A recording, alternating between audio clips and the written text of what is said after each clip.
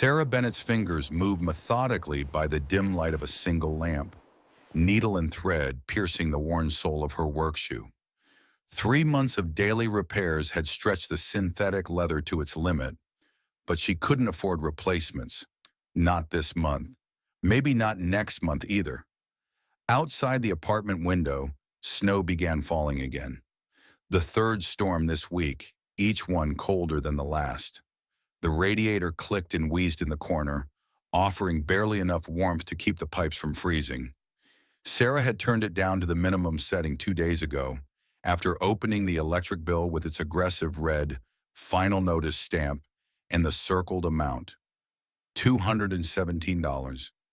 On her bed across the small room, 12-year-old Olivia sat cross-legged, wrapped in 3 layers of clothing, her breath visible in the apartment air. Math homework spread before her, pencil moving in precise, determined strokes, so much like her father it made Sarah's heart ache. "School's canceled tomorrow," Olivia said without looking up. "Too much ice on the roads." Sarah nodded, calculating quickly. Another day of missed work, another day of lost wages, another impossible choice between heat and food. The coffee shop where she worked mornings wouldn't hold her shift if she couldn't make it in. Marcus had made that clear last week when she'd been 20 minutes late after the bus broke down. "No excuses, Sarah. I've got 10 people who'd take your spot in a heartbeat." She pushed herself up from the kitchen table, wincing at the pain in her lower back. 5 hours on her feet this morning at Sunshine Coffee. Another 6 hours stocking shelves at Greenfield Market this evening. Still ahead of her, she'd been doing the double shift routine for 3 years now, ever since Thomas died, ever since everything changed.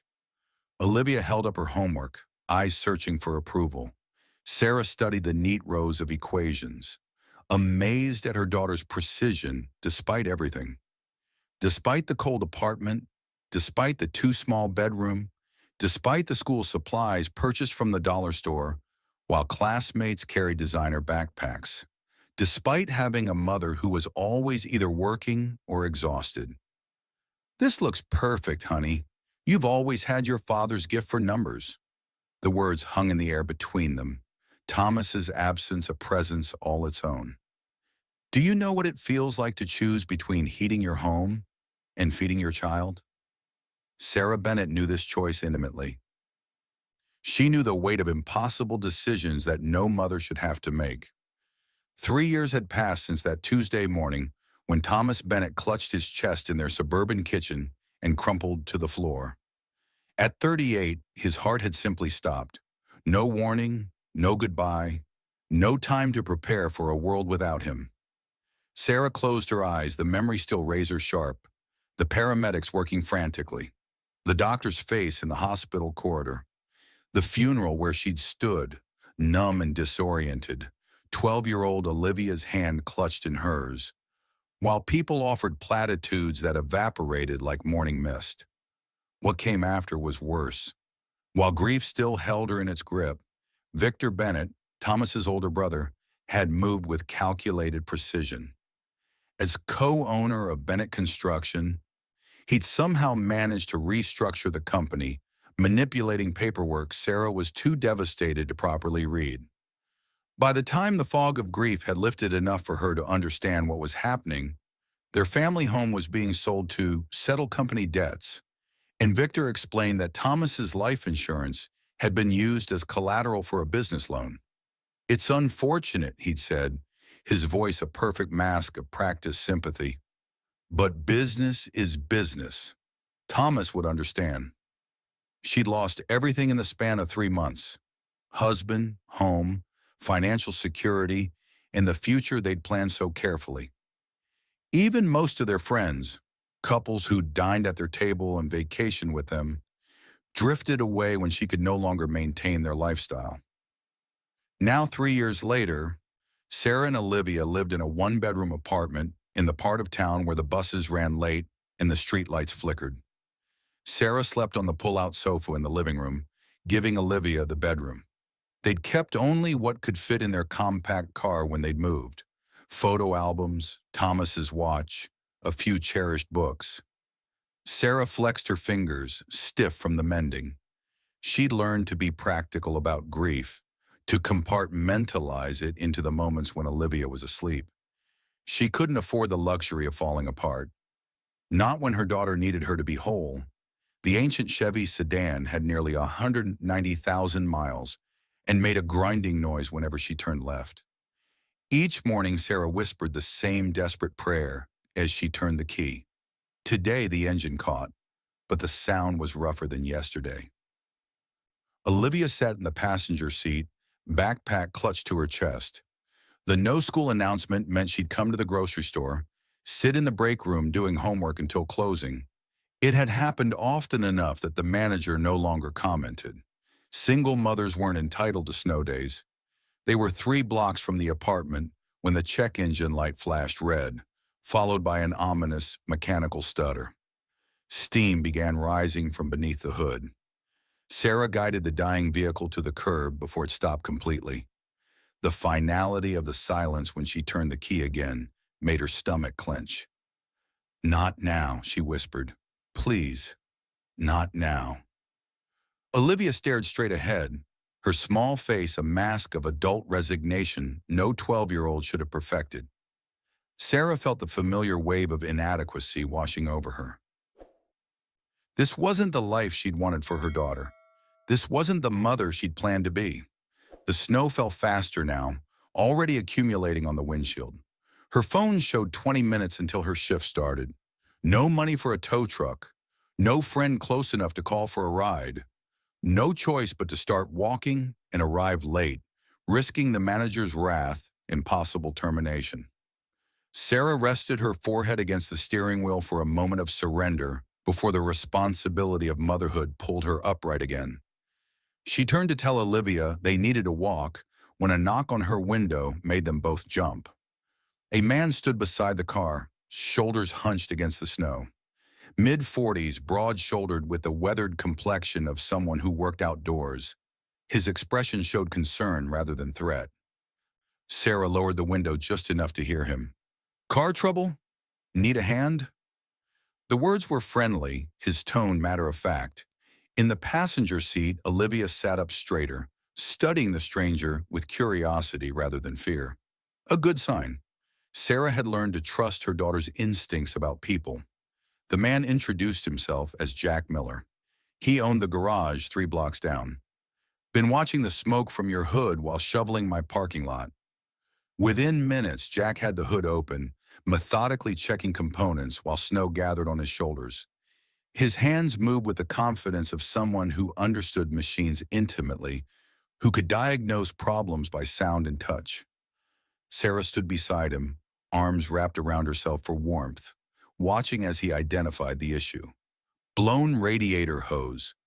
I can patch it temporarily, get you where you're going, but it needs proper replacement soon, maybe real soon."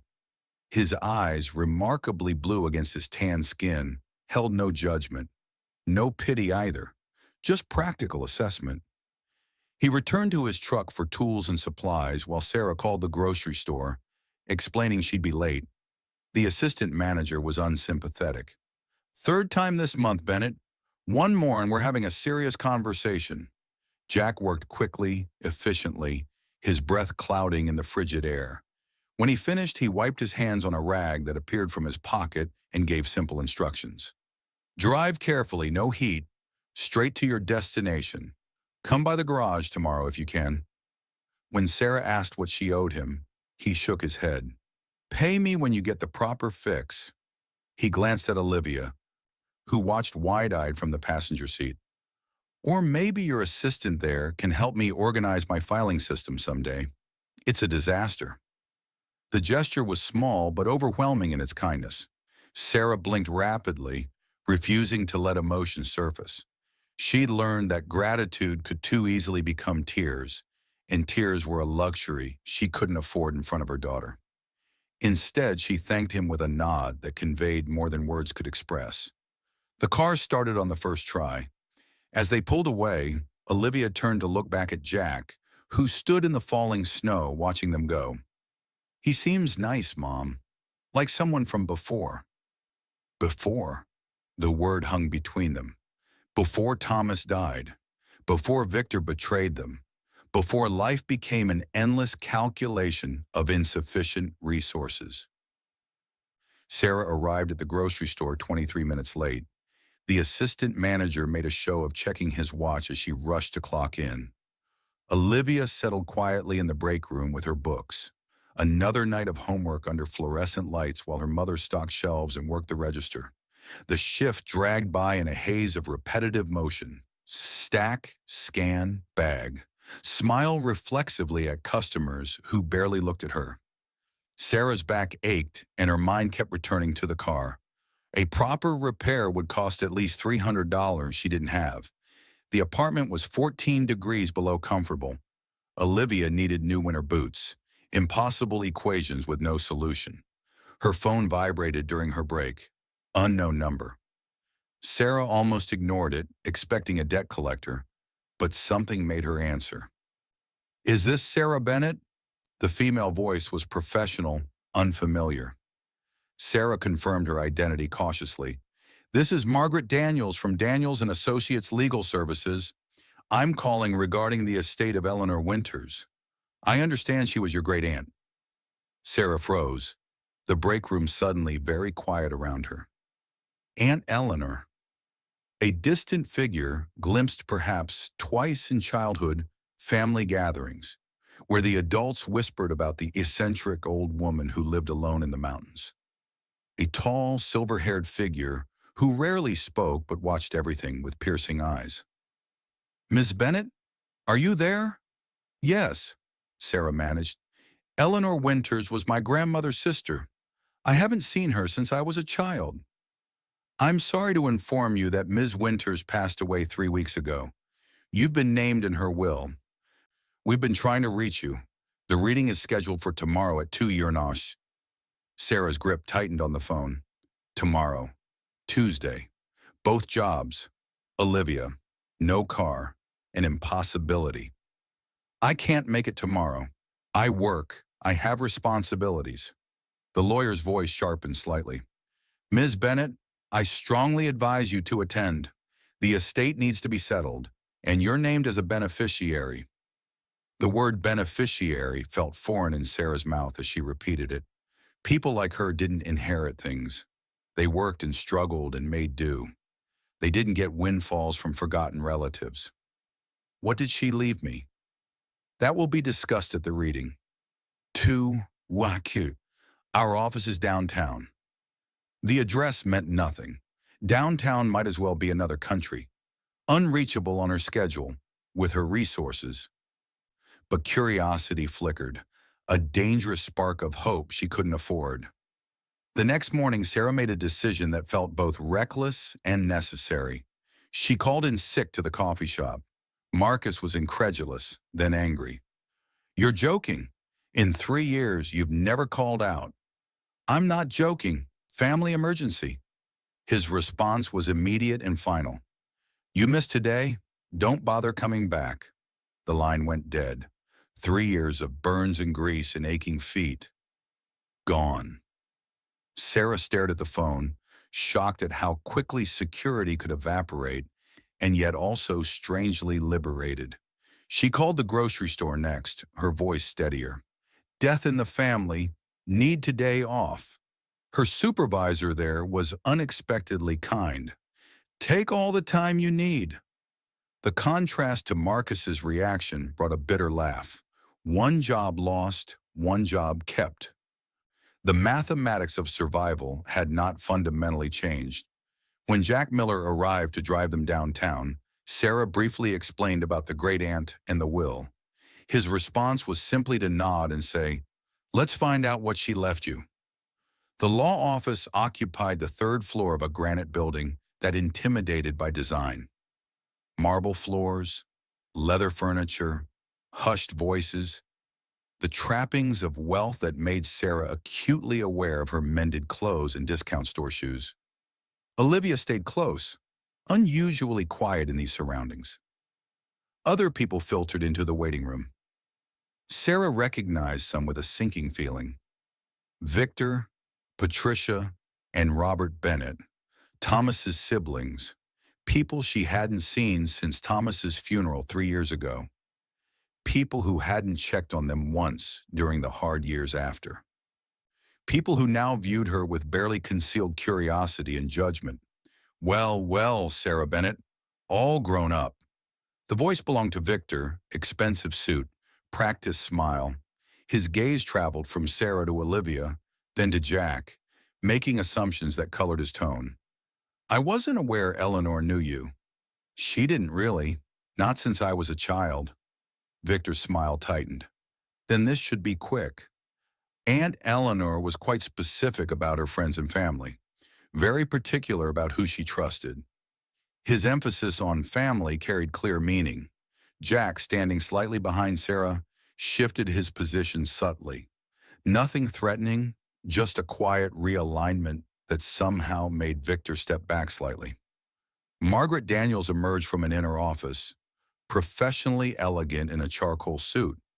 She called them in by name, her eyes lingering briefly on Sarah with something like recognition. The conference room beyond held an oval table of polished oak surrounded by 10 leather chairs. A projection screen on one wall displayed Eleanor Winters' name and dates. 1938-2022. Sarah sat with Olivia on one side and Jack on the other. Across from them, Victor settled between Patricia and Robert. Both siblings had the same patrician features as Victor, the same air of entitled expectation. Patricia's eyes, however, held something softer when they rested on Olivia, the recognition of one mother for a child not her own. Margaret Daniels began with professional efficiency, expressing condolences before explaining that Eleanor Winters had left explicit instructions for the distribution of her estate. Eleanor Winters died peacefully at her home on December 12th. She was 84 years old. She left a detailed will that I will now read in accordance with her wishes. Victor cleared his throat impatiently. How much are we talking about, Margaret? The cabin, and what else? The lawyer's expression remained neutral. All details are in the will, Mr. Bennett. If you'll allow me to proceed. She began reading, legal phrases flowing in measured cadence. Eleanor's wishes for cremation, already carried out. Small bequest to 2 local charities, and then the section that brought the room to complete stillness. To my great-niece Sarah Bennett, I leave the entirety of my remaining estate, including all property, financial assets, and personal belongings. This includes my cabin and land at 1428 Ridgeline Road, Blue Ridge Mountains. Victor's chair scraped back abruptly. This is absurd. Eleanor was not of sound mind. She barely knew Sarah. There's been a mistake, the lawyer continued as if he hadn't spoken. I have chosen Sarah as my heir because she possesses qualities I value: resilience, independence, and integrity. Qualities that are increasingly rare in our family line. I have watched her from a distance for many years and am confident in this decision. The room erupted in overlapping voices. Victor's the loudest, insisting the will couldn't be valid. Patricia asking for clarification on financial details. Robert muttering about legal challenges. Through it all, Sarah sat frozen, the words entirety of my remaining estate echoing in her mind. Olivia's hand found hers under the table, a small anchor in the sudden storm. Jack remained silent beside her, a steadying presence as the Bennett family unleashed their indignation. Margaret Daniels raised her hand for silence. The will has been properly executed and witnessed. Ms. Winters was examined by 2 independent physicians who certified her mental competence. I understand this may be unexpected, but I assure you everything is in order. Victor stood now, his face flushed with anger. She's been living in isolation for 40 years. Paranoid, difficult, everyone knows this. And now you're saying she left everything to someone she hasn't seen in decades? It's clearly undue influence. Sarah finally found her voice. I haven't spoken to Eleanor since I was a child. I had no influence whatsoever. Then why would she do this? Victor demanded, his voice rising.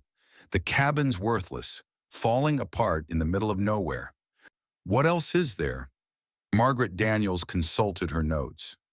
Ms. Winter's cabin and 20 acres of land, her personal belongings, and financial assets that will be detailed in the executive documents which Ms. Bennett will receive today. How much? Victor pressed. That information is confidential unless Ms. Bennett chooses to share it. All eyes turned to Sarah, expectant, calculating. She met their gazes directly, finding strength in the absurdity of the situation. I have no idea. I didn't even know I was in her will until yesterday. This isn't over, Victor said, gathering his coat. Our family lawyer will be contacting you. Aunt Eleanor was not in her right mind. He gestured to his siblings, who rose obediently. We're challenging this. As they filed out, Patricia paused beside Sarah's chair. Her voice was low, meant only for Sarah's ears. Eleanor wasn't crazy. She was watching. She always watched all of us. Remember that. Before Sarah could respond, Patricia was gone, following her brothers from the room. Have you ever stepped into a space and felt it was holding secrets? Sarah was experiencing that sensation as she approached the mountain cabin that would change everything. Jack's truck navigated the winding mountain roads carefully, snow-laden pines lining the route as they climbed higher into the Blue Ridge Mountains. Cell service disappeared entirely, the world narrowing to pristine white landscapes and the hypnotic swish of windshield wipers. These roads can close completely after heavy snow, Jack explained. The cabin's probably been vacant since Eleanor passed. Might be cold, possibly some storm damage. His practical assessment helped ground Sarah, whose thoughts had been spiraling between disbelief and fragile hope since leaving the lawyer's office. They turned onto Ridgeline Road, a narrow track barely cleared of snow. Half a mile in, the GPS announced they had arrived, though nothing was visible except dense forest. Jack slowed, searching until a small reflective marker appeared on their right. 1428 on a weathered wooden post. The driveway beyond was completely unplowed, disappearing into the trees. We'll have to walk in from here, Jack said. Might be a quarter-mile to the actual cabin. They trudged through knee-deep snow, Olivia forging enthusiastically ahead despite the difficulty. The forest closed around them, peaceful in its winter silence. After several hundred yards, the trees thinned, revealing a clearing with a structure at its center. The cabin was larger than Sarah had expected. 2 stories of weathered timber and stone, a steep roof now heavily laden with snow. It had the solid, intentional presence of a place built to last rather than to impress. Smoke-stained chimney, covered porch wrapping around 2 sides. Windows shuttered against the elements. As they approached the porch steps, the front door opened. An elderly man with a weathered face and alert eyes stood in the doorway, watching their approach with quiet assessment. You must be Sarah, he said. Harold Fisher. I was Eleanor's friend. Heard you'd be coming today. Sarah introduced Jack and Olivia as Harold ushered them inside. The interior was dark, the shuttered windows admitting only thin blades of light through their seams. The air smelled of wood, dust, and something else, a faint metallic tang Sarah couldn't immediately identify. Harold found a light switch beside the door, but nothing happened when he flipped it. Power's off, he said. I'll get the generator running. While Harold worked outside, Sarah and Olivia explored the main floor by the dim winter light filtering through cracks in the shutters. The great room comprised most of the first floor, stone fireplace dominating one wall, practical furniture arranged for conversation rather than show. Bookshelves packed tightly with volumes whose spines showed the varied colors of decades. It looks like she just stepped out, Olivia whispered, touching a coffee mug still sitting on a side table. Sarah moved through the space slowly, trying to reconcile the solid reality with her hazy childhood memories of the aunt who'd become a family ghost. The cabin was neither luxurious nor neglected. It was functional, intentional, like Eleanor herself had been. The kitchen held cast-iron cookware and sturdy dishes. The pantry contained canned goods with distant expiration dates. A desk in the corner held neatly stacked papers and an old rotary telephone. Suddenly, the lights came on, and the heating system hummed to life. Harold had managed to start the generator. Sarah heard the furnace kick in somewhere below, warmth beginning to push through floor vents. Olivia stood transfixed before a large landscape painting above the fireplace, her head tilted in concentration. "This mountain looks weird, Mom. It doesn't match the others." The painting showed a panoramic view of the surrounding mountain range, rendered with technical accuracy rather than artistic flourish. But Olivia was right. One peak in the foreground had a distinctive shape that seemed geologically improbable compared to its neighbors. More importantly, looking through the cabin's west-facing window, Sarah could see the actual mountains, and the discrepancy was obvious. The artist had intentionally altered one peak. Sarah approached the painting, examining it with new attention. The frame was heavier than necessary, attached to the wall with bolts rather than hooks. The canvas itself seemed unusually rigid behind the painted surface. "This isn't just a painting," she murmured. "It's covering something." Harold had returned, watching from the doorway. Eleanor believed in hiding things in plain sight. Together, they located hidden latches at the corners of the frame. When all four were released simultaneously, the entire painting swung outward like a door, revealing a steel panel set into the wall. At its center was a combination dial, not a modern electronic keypad, but an old-fashioned mechanical lock similar to those found on bank vaults. "Rose's birthday," Harold suggested. "That's the combination she always used. Month, day, year." Sarah dialed the numbers carefully. 04-12-1940. The lock resisted, then yielded with a solid click that suggested precision engineering. The steel panel swung inward, exposing a wall safe large enough to hold several books.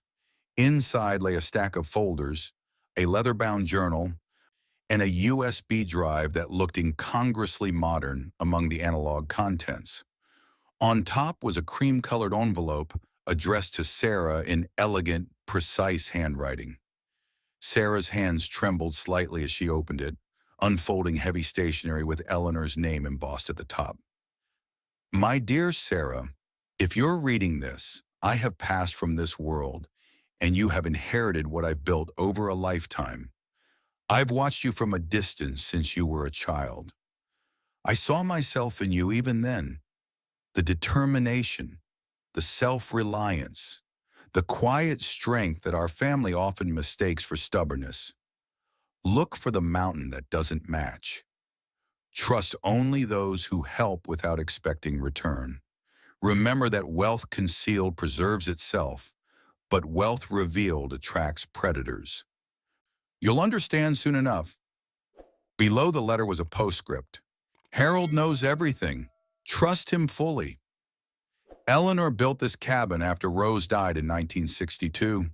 Harold explained as they gathered around the kitchen table with the safe's contents spread before them.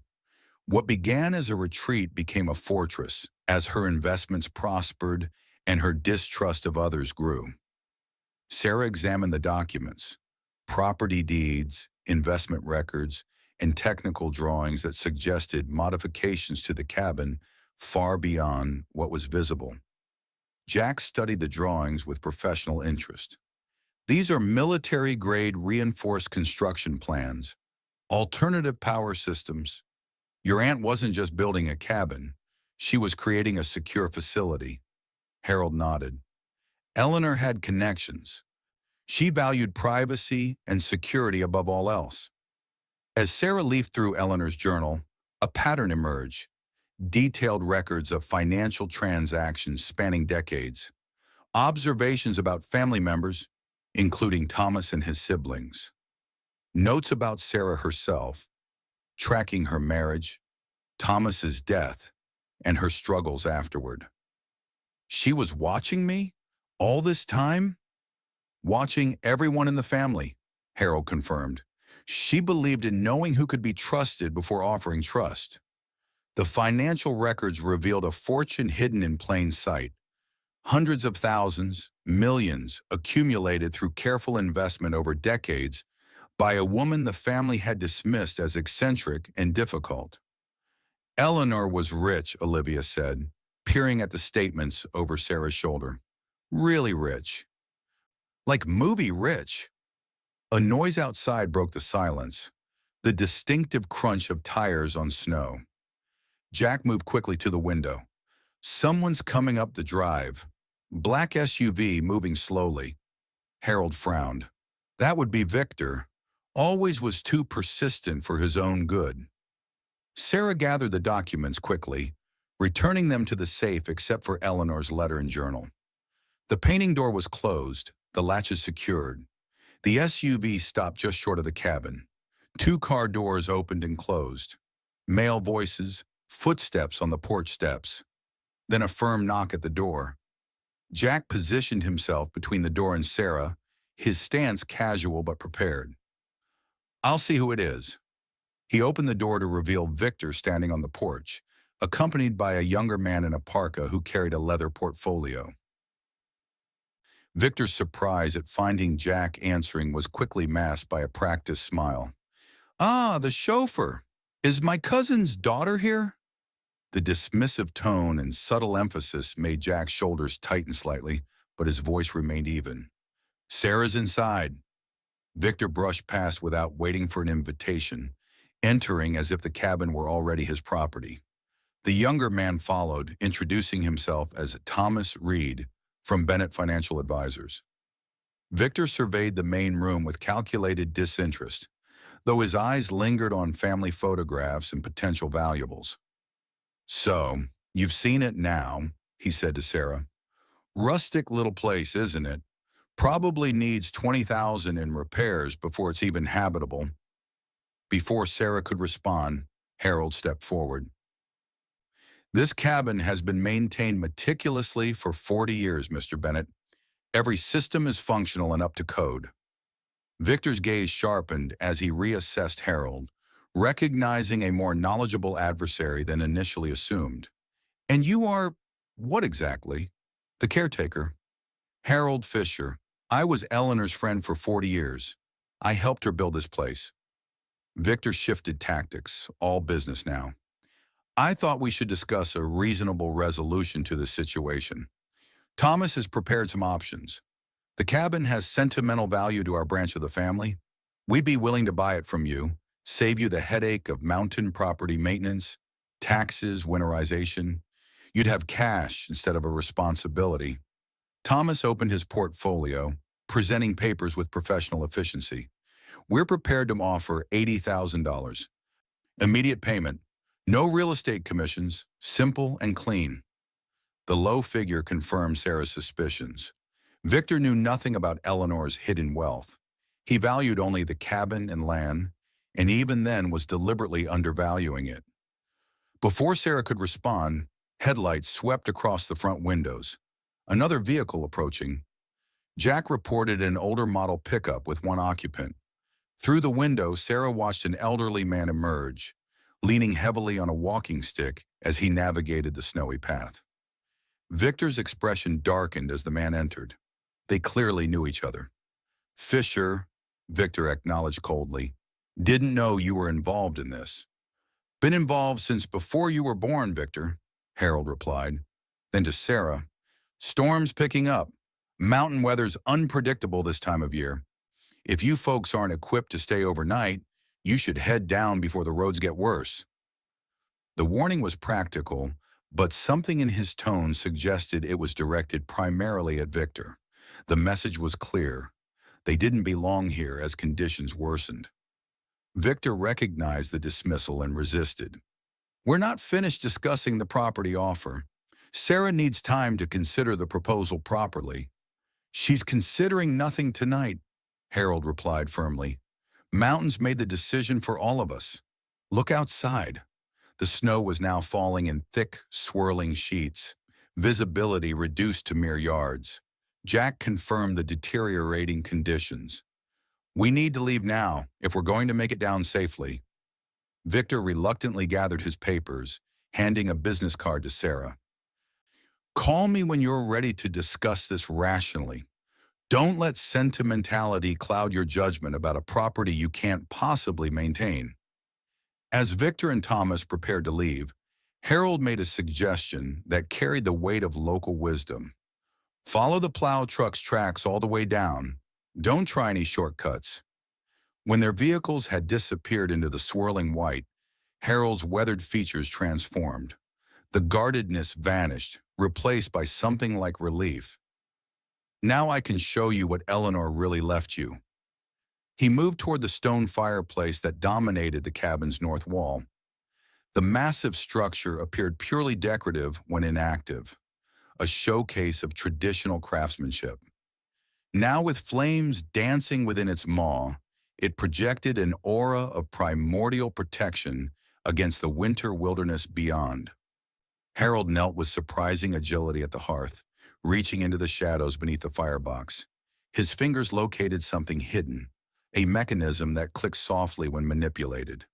The stone hearth shifted slightly, revealing a seam that had been invisible moments before. Fireplace is real, but it's also a doorway. Eleanor designed it after studying medieval castle defenses. He pressed a specific sequence of stones in the surround.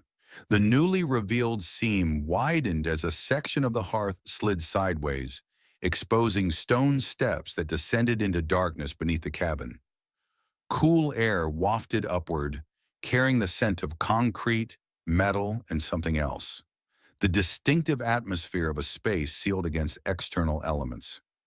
Harold reached inside, activating a switch that illuminated the stairwell with recessed lighting. Concrete steps led downward, the walls transitioning from natural stone to reinforced construction as they descended. Bunker beneath the cabin was Eleanor's real project. Cabin's just the entrance. What you saw yesterday, the safe, the documents, that was just the introduction. This is what she actually built. The underground complex extended well beyond the cabin's footprint above. Recessed lighting activated automatically as they moved forward, revealing a facility that defied belief. Eleanor started construction in 1962 after Rose died, Harold explained as he guided them through corridors of polished concrete. Initially just a shelter, somewhere to retreat when the world felt hostile. Over the decades, it evolved into something more comprehensive. The corridor branched in 3 directions, each branch labeled in Eleanor's precise handwriting: storage, living quarters, and vault. Harold led them toward the last option, stopping before a heavy metal door that resembled a bank vault entrance. This requires both mechanical and electronic authentication, he explained. The combination from her letter opens this, but there's also a biometric component. He placed his hand on a scanner beside the vault door, then stepped back. Your turn. It's been programmed to recognize the Bennett bloodline. When Sarah hesitantly placed her hand on the scanner, the surface illuminated with blue light, tracing the pattern of her palm and fingerprints. A soft tone indicated acceptance, followed by the mechanical sound of internal locks disengaging. The vault was approximately 30 feet square, its contents commanding immediate attention. Row upon row of metal shelving, each supporting neatly arranged assets that represented extraordinary wealth in physical form. Gold bars stacked in precise rows, cases containing coins. Several shelving units held organized files and ledgers, while a modern computer workstation sat in one corner. Most striking was the center of the room, where a custom-designed display case contained jewelry and gemstones arranged by type and size. Diamonds, emeralds, rubies, and others Sarah couldn't immediately identify. We're rich, Olivia whispered, like dragon treasure rich. Harold activated additional lighting that revealed the vault's full contents in clinical detail. Eleanor converted much of her wealth to physical assets during the financial crises of the 70s and 80s. Didn't trust banks or investment firms after certain experiences. Each item is cataloged in those ledgers with current market value updated quarterly. Jack examined the nearest shelf with professional assessment. This setup is beyond high-end, military grade or better. Temperature control, humidity regulation, redundant power systems. Eleanor consulted with specialists in archival preservation, museum security, even government contractors, Harold confirmed. Always used different experts for different systems, so no single person understood the full scope. Sarah approached the central display, drawn to a particular item, a diamond necklace in an Art Deco setting. That belonged to Rose, Harold said softly. The only piece Eleanor kept from their mother's collection. Said it should return to Rose's bloodline eventually. How much is all this worth? Sarah asked, her voice barely above a whisper. Harold moved to the computer workstation, activating it with practiced ease. As of her last update 3 months ago, approximately $153 million, not including the real estate in various financial accounts. The figure seemed abstract, disconnected from reality as Sarah had experienced it. Just yesterday morning, she'd been calculating whether she could afford to repair her car or pay the electric bill. This is impossible. Why me? Why not her actual friends or people she was close to? Harold's weathered face softened slightly. Eleanor believed wealth should serve purpose, not ego. She watched how you managed with little, how you prioritized your daughter's needs above material comfort, how you maintained dignity despite circumstances. She saw what she called stewardship potential in you, the ability to use resources without being corrupted by them. Jack had been examining the vault's security features, but now turned toward the practical implications. This changes everything about your situation, but it also creates immediate challenges. Wealth of this magnitude can't simply be deposited in a checking account. There are tax implications, security concerns, legal complexities. His assessment was accurate but understated. The treasure surrounding them represented both solution and problem, the answer to Sarah's financial struggles, but the beginning of entirely new complications. Most immediately, it placed her in potential conflict with family members who clearly believed Eleanor's estate consisted merely of a rustic cabin. Would you know what to do if you suddenly had to protect a fortune? Sarah was facing a decision that would change everything, not just for her, but for generations to come. 6 months transformed both landscape and lives. Spring had yielded to summer, mountain snow replaced by wildflowers and birdsong. The cabin remained, its exterior unchanged to casual observation. But beneath the surface, everything had shifted. The Eleanor Winters Foundation had emerged from careful legal structuring, its public face legitimate but limited, revealing only portions of the actual resources supporting its operations. The official narrative, acceptable to authorities and plausible to observers, described a modest trust established by a private investor to support single mothers through educational initiatives. Only a handful of carefully vetted professionals understood the true scale of assets being gradually transferred from physical storage to diversified management. Sarah stood on the cabin's porch, watching sunrise paint the eastern ridge with golden light. 6 months earlier, she had been calculating whether to pay for heat or food. Now she managed resources that could transform thousands of lives while navigating legal challenges, security concerns, and the complex psychology of sudden abundance. Inside, the cabin had undergone subtle transformation. Security systems remained but operated alongside communication technology, linking the remote location to foundation operations in the city. The underground complex still housed significant assets, but its inventory had diminished through careful dispersion to more conventional storage managed by trusted financial partners. Jack had become integral to this transformation. His title, Security and Operations Director, barely captured his actual role. His military engineering background had proven invaluable in updating Eleanor's systems, creating new protocols appropriate for active deployment rather than static preservation.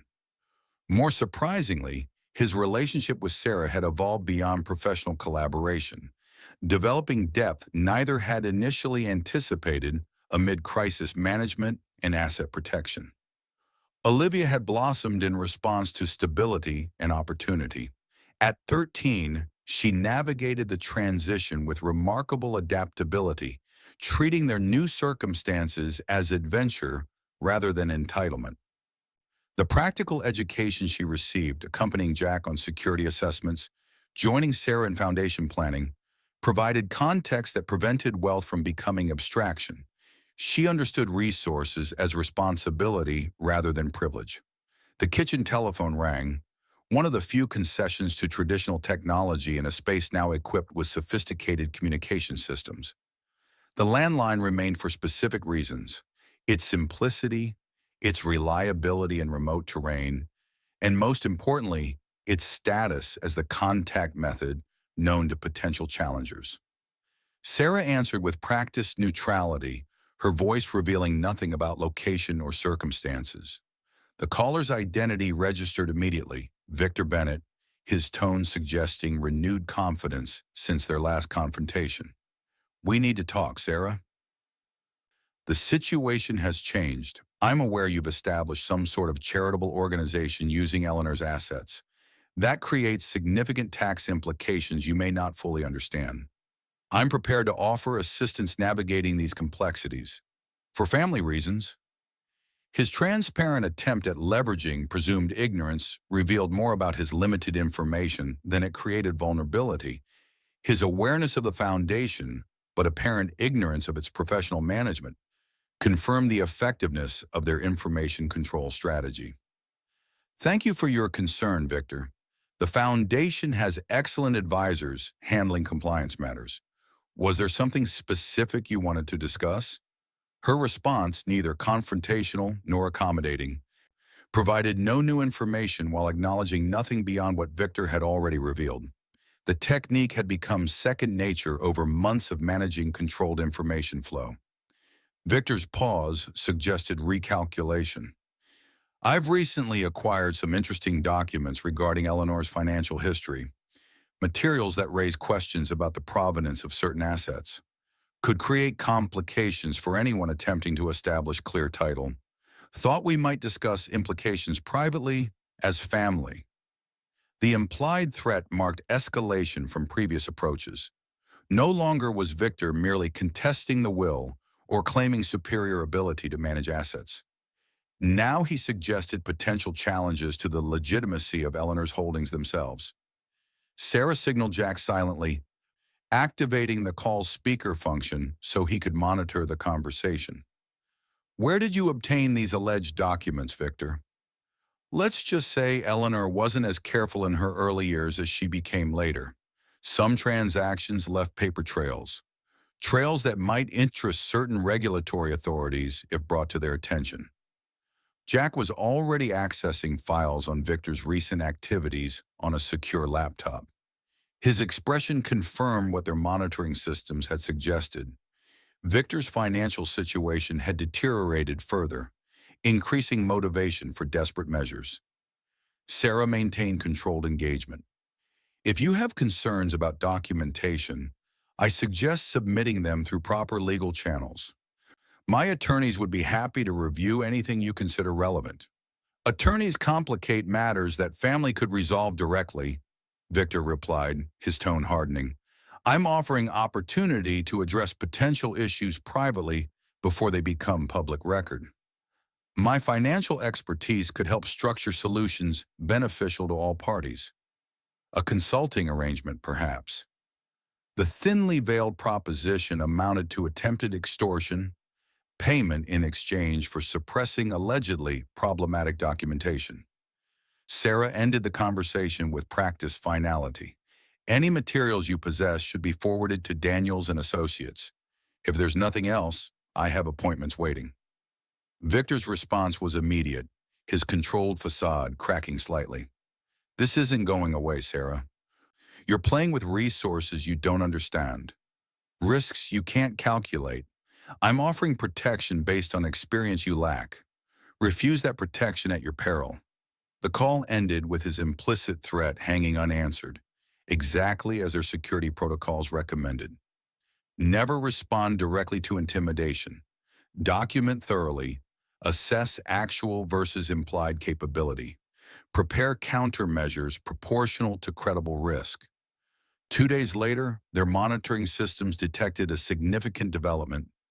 Victor had approached regulatory authorities with selective documentation, attempting to initiate an investigation into Eleanor's historical financial activities. The predictable escalation triggered their prepared countermeasures.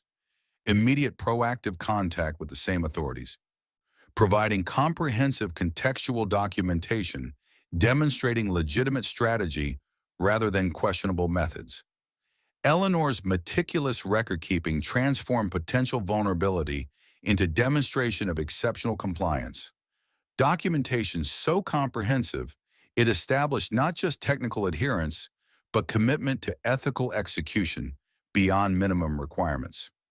Within a week, regulatory review confirmed their assessment. No basis for investigation beyond standard verification protocols, which their proactive disclosure had already satisfied. Victor's attempt at creating external pressure had effectively backfired, establishing official record of compliance that strengthened their position rather than creating vulnerability.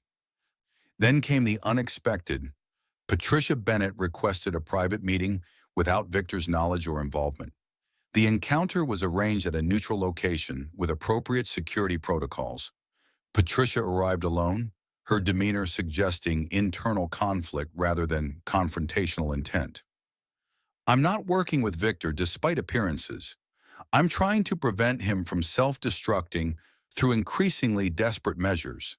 She produced copies of documents Victor had found in Robert's archives, transaction records showing significant gold purchases during periods of market volatility, property acquisitions through corporate intermediaries, and movement of assets through jurisdictions experiencing regulatory transitions. He found these in Robert's papers. Apparently, Eleanor sent occasional updates to her youngest brother during that period. Robert kept everything but never examined it carefully until Victor went searching after the will reading. As the meeting concluded, Patricia offered unexpected perspective. "I never understood why Eleanor chose you until watching Victor's response to being excluded. His behavior these past months has demonstrated exactly why she made that decision. He views wealth as power rather than responsibility. You appear to understand the distinction." Victor's final desperate move came in the form of a formal lawsuit alleging fraudulent concealment of assets during estate proceedings, claiming Eleanor had been manipulated during declining health, and demanding comprehensive financial disclosure through legal discovery processes. The legal attack represented significant threat, not through its merit, but through its potential for forcing disclosure beyond their controlled narrative. Even baseless litigation created discovery mechanisms that could compel information revelation regardless of case validity. Then, as the Foundation's first major public initiative, a comprehensive support program for single mothers transitioning from public assistance to sustainable employment, drew attention from community organizations, Victor made his most direct approach yet. He arrived at the Foundation's offices unannounced, bypassing security protocols in an apparent attempt at personal confrontation. His appearance confirmed concerns about his deteriorating stability, unshaven and disheveled. He projected aggressive confidence contradicted by observable physical cues suggesting extreme stress. "You don't understand what's happening," he said when security intercepted him. "I need resolution now. The company's being liquidated Friday if I don't secure bridge financing. Everything my father built, everything I've managed for 20 years, gone." Sarah sat in Eleanor's old study, now converted to her office, considering the information. Victor Bennett, the man who had manipulated her during grief, who had taken everything from Thomas's estate, who had threatened and schemed against her for months, was now facing complete financial ruin. Part of her wanted to let it happen, to watch as Victor experienced even a fraction of what she had endured after Thomas died. But another voice, perhaps Eleanor's influence, perhaps her own conscience, suggested a different approach. After consulting with Jack, Harold, and her legal team, Sarah made an unexpected decision. She would offer Victor a structured resolution, not out of weakness, but from a position of strategic strength and moral clarity.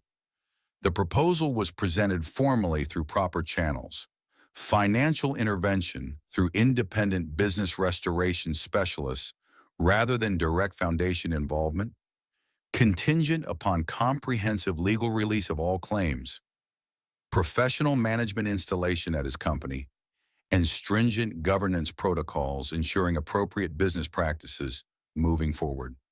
Most importantly, Victor would be required to return Thomas's original ownership shares to Olivia, shares that should have passed to her upon her father's death. Victor's initial response was predictably suspicious, questioning whether the offer represented genuine resolution opportunity or sophisticated trap. The negotiations required multiple iterations before reaching provisional agreement. On the day the documents were to be signed, Victor arrived at the foundation offices alone, his first authorized visit to the organization created from Eleanor's legacy. Sarah met him in the conference room, Jack present but unobtrusive in the background. Victor looked diminished somehow, the aggressive confidence replaced by wary resignation. "Why are you doing this?" he asked. "You could have let everything collapse." Sarah considered her answer carefully. Thomas would have wanted his daughter to have a connection to the family business. And Eleanor believed in preserving what works while changing what doesn't. "I never understood her," Victor admitted. "Always thought she was just difficult and paranoid." "She was observant," Sarah corrected. "She saw people clearly, without illusions. It's why she built a fortress to protect what mattered to her." The final agreement was signed without further drama. As Victor prepared to leave, he paused at the door. "You know, you're nothing like what I expected. When Thomas first brought you home all those years ago, I thought you were just another pretty face. I was wrong about that. Wrong about a lot of things." It wasn't an apology, not really, but it was perhaps the closest Victor Bennett could come to acknowledgement. 1 year after inheriting Eleanor's legacy, Sarah stood again on the cabin porch watching mountain sunrise. The physical location remained unchanged, but its meaning had transformed from fortress to foundation headquarters, from isolation to connection point. The Eleanor Winters Foundation had established its public identity, balancing appropriate privacy with genuine community engagement. Its program supported dozens of women transitioning from crisis to stability each month, creating ripple effects through families and communities. Olivia, now 14, had developed a mentoring program for children of single mothers, using her own experience to help others navigate similar challenges with greater support. She understood intuitively what had taken Sarah years to learn, that hardship, when properly processed, could become wisdom rather than just pain. Jack had officially moved into the cabin, his relationship with Sarah now openly acknowledged. His practical nature complemented her visionary tendencies, creating partnership in both personal and professional domains. The underground vault, while still containing substantial resources, had been partially converted to serve new purposes. Secure document storage, emergency planning facilities, and historical archives preserving Eleanor's methodology and philosophy for future generations. Sarah had discovered something unexpected in the process of transformation, that Eleanor's true gift had not been merely financial assets, but perspective and purpose. The opportunity to convert survival mindset into strategic vision, to build something that would outlast any individual life. Eleanor had built a fortress. Sarah was building a foundation. Different methods, same core purpose, responsible stewardship of resources that could change lives far beyond their immediate circle. As morning light illuminated the mountain landscape, Sarah reflected on the journey's essential nature. From a woman repairing work shoes with needle and thread to the steward of a legacy that would impact generations. From desperate calculations about heat versus food to strategic decisions about resource deployment for maximum benefit. Eleanor built this place after losing someone she loved, Jack said, joining her on the porch with coffee mugs in hand. She turned grief into purpose, but forgot to include people in the equation. Sarah nodded, accepting the steaming mug. She built walls to protect what mattered. We're building bridges while maintaining necessary boundaries. Different approach, same core values, Jack agreed. In the valley below, fog was lifting as the sun rose higher, revealing the landscape in progressively greater clarity. It seemed an appropriate metaphor for their journey, obscurity gradually giving way to vision, isolation to connection, survival to purpose. Sometimes, Sarah said softly, the light comes from unexpected places, even from darkness itself. From a woman who once mended her shoes with needle and thread to the steward of a legacy that would impact generations. Sarah Bennett had discovered that sometimes our greatest treasures are not the ones we find, but the ones we build together.